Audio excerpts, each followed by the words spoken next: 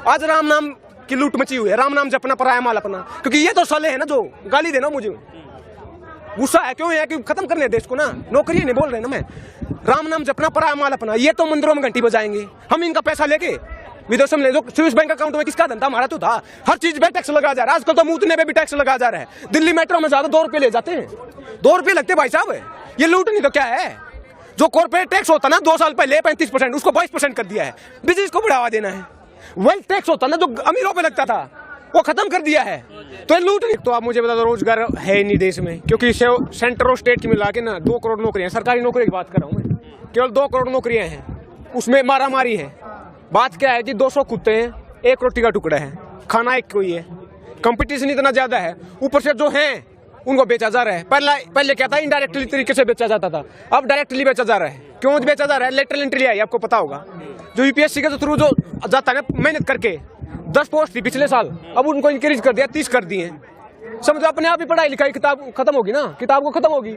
जब यूपीएससी पढ़ोगे तो मेहनत होती 1 साल होगी, जब जाके कोई क्लियर करता है मुश्किल से 700-800 पोस्ट निकलती थी। अब उनको लेटरल एंट्री बैकडोर है ना, वो जो सरकारों के पिट्ठू होते हैं ना, किचन की नियर एंड डियर्स होते हैं, उनको सेलेक्ट करेंगे। वो ट्रांसपेरेंसी नाम के कोई चीज होती नहीं, सबको पता है। पहले क्या सेटिंग करके होता था, रुपए दे के बेच के नौकरियों को, अब ऐसे कर रहे हैं।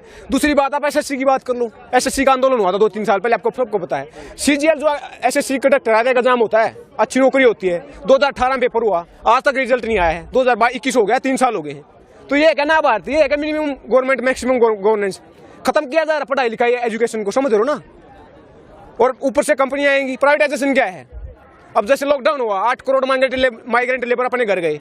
इन पूंजीपतियों के घर फैक्ट्रियों में काम करते थे, इन्होंने अगर एक भी पैसा दिया तो, किराए का पैसा दिया तो सारी उम्र तो इन्होंने पैसा कमाया उन श्रमिकों की वजह से। जब उनकी दुख की घड़ी आई तो वो हट गए। यही तो विकास है। और हमारी जमीनें बिकेंगी, हम भी तो मजदूर बनने जा रहे हैं। आप ये कह रहे हैं कि रोजगार नहीं। रवीश कुमार अपने प्राइम टाइम में दिखाते हैं कि हर सेक्टर में हजारों वैकेंसियां हैं, लेकिन सरकार उनको भर नहीं रही है। कोई भी वैकेंसी अगर आती भी है तो वो क्लियर नहीं हो पाती है। मैं वही बोल रहा हूँ, 200 में से 200 नंबर लो आप, तब भी सिलेक्शन नहीं हो रहा। ये कहाँ रह रहे हैं हम, कौन सा विकास है ये? दूसरी बात, प्राइवेटाइजेशन बोल रहा हूँ मैं, जो पीएसयू होते हैं ना उनको बेचा जा रहा है, तो नौकरी तो प्राइवेट हाथों में चली गई। क्योंकि पीएसयू क्या कॉर्पोरेट कर रहे हैं, उद्योगपति वो खरीदेंगे उनको, कंपनियों को, तो अपनी मर्जी से वो सरकारी इतनी सैलरी देंगे क्या? 10-10 हजार रुपये सैलरी दी जा रही है। तो ये विकास खत्म होने जा रहा है देश। नया बजट आया, उसमें बोला कि 2 तो बैंक बेचे जाएंगे, एक बीमा क्षेत्र की कंपनी बेची जाएगी। एफडीआई जो 49% होता ना बीमा क्षेत्र में, 74% कर दिया है, इंक्रीज कर दिया है। तो ये बेचना ही तो क्या है? पहले क्या होता था, बजट आता था, ये होता था क्या सस्ता हुआ क्या महंगा हुआ। अब क्या हो रहा है, क्या बचा क्या बिका? बेचने जा रहे हैं भाई। 2.25 लाख करोड़ का टारगेट रखा है डिस इन्वेस्टमेंट का। डिस इन्वेस्टमेंट वो है कि बेचा जाएगा कंपनियों को। सर्विस अच्छी हो जाएगी, रोजगार के अवसर बढ़ेंगे और विकास होगा। 2010 में पेट्रोल को कंपनी पे हाथों छोड़ा था, सरकार का इंटरवेंशन होता था, पेट्रोल को सरकार डिसाइड करती थी। बोला क्या था कि सरकार कंपनी डिसाइड करेगी डेली बाय डेली ना, उसको जीएसटी से बाहर रखा पेट्रोल डीजल को, वो कंपनी डिसाइड कर रही है। डीजल पेट्रोल प्राइवेटाइजेशन हाथों में, कंपनी डिसाइड करती है, तो उसका भाव कहाँ है? देख लो आप, 25 या 26 रुपए का 1 लीटर तेल आता गल्फ खाड़ी देशों में, यहाँ पे कितने 100 रुपए का। ये तो वही बात होगी, 200 रुपए का पजामा, नाड़ा 1200 रुपए का, क्योंकि टैक्स 75 रुपए, समझ रहे हो? ये लूटपाट नहीं तो क्या है? ये खत्म नहीं करने जा रहा तो क्या है? एक तो पहले से नौकरियां नहीं थी, मैं पढ़ा लिखा हूँ, 25 साल की एज है, लेकिन नौकरी नहीं है, समझ रहे हो ना बात को? तो एक तो पहले नौकरियां थी, उनको खत्म किया जा रहा है। बोला ना बैकडोर से लेके आ रहे हैं, लेटरल एंट्री बेचा भी जा रहा है, सबको पता है। ऊपर से प्राइवेटाइजेशन कर रहे हैं, अपने आप ही खत्म होगी पढ़ाई लिखाई किताब। और जो डिसेंट यूज करेगा, जो पढ़ा लिखा होगा, जैसे दिशारो ताजा उदाहरण, मंदी पुनिया ताजा उदाहरण है, उसको जेल में डाल देंगे, समझ रहे हो ना? आपको भी खतरा है भाई, मैं तो मरने के लिए आया हूँ। भगत सिंह ने क्या कहा था कि भाई अगर इस समाज इसमें उलझ गए रहेंगे ना दिनचर्या में, अगर उसकी माँ ने बोला था बेटा शादी कर ले, उन्होंने क्या कहा था कि मेरी शादी मेरी आजादी है। तो देश को आजाद करवाने आए हम, अब हटेंगे नहीं यहाँ पे, क्योंकि किसी ने कहा है कि फैसला जो भी हो मंजूर होना चाहिए, जंग हो या इश्क हो भरपूर होना चाहिए। अब ये भरपूर लड़ाई होगी। प्यार भी करना चाहते हैं, जानते हैं हम, लेकिन जंग भी करना जानते हैं। भगत सिंह की कौम है नहीं, अब दिल पे बात आ गई ना। तो काम चला नहीं, मुझे लगता है सरकार का जिस तरह का बेरोजगारी को लेकर के रवैया है, युवाओं को लेकर के, तो युवाओं को नहीं चाहिए कि वो भी सड़कों पर आए, जैसे कि किसान आए हुए हैं अपने मुद्दे को लेकर के, सोशल मीडिया से छोड़ करके सड़कों पर आए, तब ज्यादा मुकम्मल उनकी मांग पूरी होगी। ये तो समझने की जरूरत है ना। एक तो आप मुझे बताएं, सोशल मीडिया पे कौन ट्रेंड करवाए? जो सोशल इन्फ्लुएंसर होते हैं, जो टीचर होते हैं, वो उसको ट्रेंड करवा रहे हैं। मैं नाम नहीं लेना चाहता, वो क्या है कि वो पढ़ाते हैं बच्चों को, जब वो चाहते तब ट्रेंड होता हो। आपने बोला नहीं मन की बात, उसको डिसलाइक किया था, तभी भी यही थे ट्रेंड करवाने वाले। अपना तो दिमाग हम यूज नहीं कर रहे। अब मेरे कपड़े उतर रहे हैं तो मुझे बोलना चाहिए कि नहीं तो बोलना चाहिए, दूसरा बोलेगा क्या? हमारी आवाज कहाँ गई? ये आवाज को दबाने वाली बात हो रही है ना। यही तो हम बोल रहे हैं कि कुछ गिने चुने लोग हैं, इन्फ्लुएंस करते हैं, उनका पैसा दे के, रोकड़ा दे के, बंडल दे के बंद करवा देंगे। समझ रहे हो ना बात को? ऐसे नहीं आ रहे निकल कर, उनकी समस्या है, उन्हें आना चाहिए। डरते हैं भाई साहब, डरते हैं। एजुकेशन नहीं, दूसरी बात हो, पहली तो बात तो डरते हैं, सबको पता है। यहाँ पे सरकारी सैटरडे संडे को यहाँ पे सरकारी जो कर्मचारी वो भी आते हैं। मेरे एक कर्मचारी से बात हुई, उन्होंने पता क्या बोला कि हम डरते हैं कि कैमरा के सामने खड़े होने से, क्या पता सस्पेंड करे, हटा दें। तो डर है ना ये। अंग्रेजों ने भी किया था ना। मैं राजा राममोहन राय की बात बताऊं आपको, वो अंग्रेजों के काम करते थे, उनकी कंपनी में काम करते थे, लेकिन बाद में क्या हुआ कि दिल पे बात लगी, नहीं ऐसे तो देश ठीक नहीं होगा, सब कुछ छोड़ के देश को सुधारने पे निकल के पड़े। आत्मीय सेवा, ब्रह्म समाज, आपने सती प्रथा की बात की ना, उन्हें हटवाई थी 1828 में, सॉरी।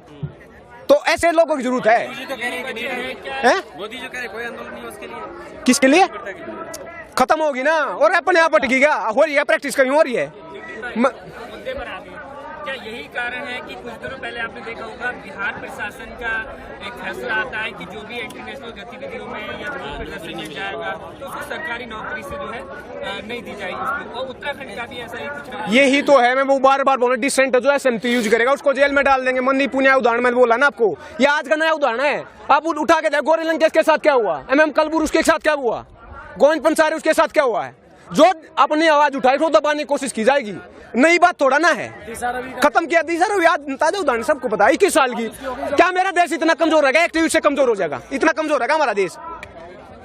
ये समझ रहे हैं? ये साख पे सवाल आ चुका भाई साहब, खत्म करने जाए। पूंजीवादी व्यवस्था ही देश में नहीं चलेगी। अब भगत सिंह को आना पड़ेगा, बहुत मजाक होगा, क्योंकि किसी ने कहा था कि हम बदलते हैं तो ताज बदल जाते हैं, सारे मंजर, सारे निजाम बदल जाते हैं। कौन कहता है भगत सिंह पैदा नहीं होते? पैदा तो होते हैं, मगर नाम बदल जाते हैं। आप भी भगत सिंह, आपको बोल रहा हूँ, अब इकट्ठे हो जाओ ना। 65% देश की पॉपुलेशन यंग है, 35 साल से नीचे है, तो हम इकट्ठा नहीं हो, कब होगे? नाम सुनते तो आपका बड़ा रोंगटा खड़ा होता है कि भगत सिंह की बात कर दी। लेकिन ये तो बता दो भगत सिंह ने क्या किया था? ये यथार्थवादी थे और रियलिस्टिक थे, धर्म को नहीं मानते थे। उन्हें क्या बोला, जो मेरी आंख के सामने उसको मानता हूँ। आज राम नाम की लूट मची हुई है, राम नाम जपना पराया माल अपना, क्योंकि ये तो साले है ना जो गाली देना मुझे। गुस्सा है क्यों है कि खत्म करने देश को ना, नौकरी नहीं बोल रहे ना मैं। राम नाम जपना पराया माल अपना, ये तो मंदिरों में घंटी बजाएंगे, हम इनका पैसा लेके विदेशों में ले। जो स्विस बैंक अकाउंट में किसका धंधा? हमारा तो था। हर चीज पे टैक्स लगा जा रहा है, आजकल तो मूतने पे भी टैक्स लगा जा रहा है। दिल्ली मेट्रो में जाकर 2 रुपये ले जाते हैं, 2 रुपये लगते भाई साहब। ये लूट नहीं तो क्या है? जो कॉर्पोरेट टैक्स होता ना 2 साल पहले 35%, उसको 22% कर दिया है, बिजनेस को बढ़ावा देना है। वेल्थ टैक्स होता ना जो अमीरों पे लगता था, वो खत्म कर दिया है। तो ये लूट नहीं तो क्या है? ये पूंजीवादी व्यवस्था को बढ़ावा दे रहे हैं। मैंने बोला ना 8 करोड़ माइग्रेट लेबर बने घर गए, पैदल गए, इन्हीं पूंजीपतियों कंपनी में काम करते थे। क्या इन्हें एक पैसा भी दिया हो तो बता दो आप। अगली बार कोई पैंडेमिक आएगी तो 80 करोड़ होंगे, क्योंकि ये किसान भी मजदूर बनने जा रहा है, इनकी जमीन बिकने जा रही है। ईज ऑफ डूइंग बिजनेस की रिपोर्ट निकालते हैं, वो ईज ऑफ डूइंग एग्रीकल्चर की रिपोर्ट क्यों नहीं निकालते? खेती को क्यों खत्म कर रहे हैं? समझ रहे हो बात को? बात क्या है कि एक बार एक देश में राजा था, वहां पे क्या था, राजतंत्र था, वहां लोग सुसाइड कर रहे थे भूखमरी गरीबी के कारण, पंखे से लटक के, सीलिंग फैन से। उस देश के राजा ने स्टेप लिया, पंखा बंद करवा दिया, बिक्री बंद करवा दी। आप मुझे बताओ, समस्या पंखा थी या भूखमरी गरीबी थी? भूखमरी गरीबी। आज देश में वही हो रहा है। समस्या थी कि किसान को भाव देना था। वो APMC मार्केट और MSP पंखा है, वो पंखे को खत्म कर रहे हैं। समझो गेम को। बोल क्या रहे हैं कि APMC मार्केट में खामियां हैं, उसमें बिचौले पैसा खा रहे हैं। आप मुझे बताइए, किसी रिश्ते में दरार होती है तो दरार को मिटाया जाता है, रिश्ते को, दरार को। तो आप अगर APMC में खामियां हैं तो उस खामी को मिटे हो ना। APMC को क्यों खत्म कर रहे हो? पहला कानून का नाम है farmer produce trade and commerce promotion and facilitation act.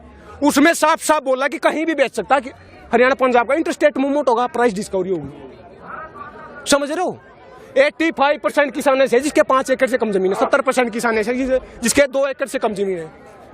ये सरकारी कागज बोलता है, इकोनॉमिक सर्वे सरकार मानती इस बात को, तो कैसे वाइबल नहीं है ना। 2005 में स्वामीनाथन कमेटी की रिपोर्ट आई थी, उन्होंने बोला था कि 42,000 मंडियां होंगी, APMC यार्ड होंगे इस देश में। आज केवल 7,000 हैं। 5 किलोमीटर की टेरिटरी से बाहर नहीं बेच सकता, अफोर्ड नहीं कर सकता, ट्रांसपोर्ट कॉस्ट ज्यादा होता है। तो ये 1500, 2,000, 2,500 किलोमीटर कैसे बेच के आएगा?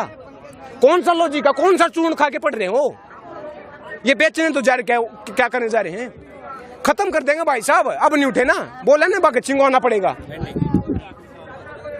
सर अभी को जमानत तो मिल गई है, लेकिन कोर्ट ने 1 लाख रुपए का उनको जो है जुर्माना डाला है, किस तरह से देखते हैं आप?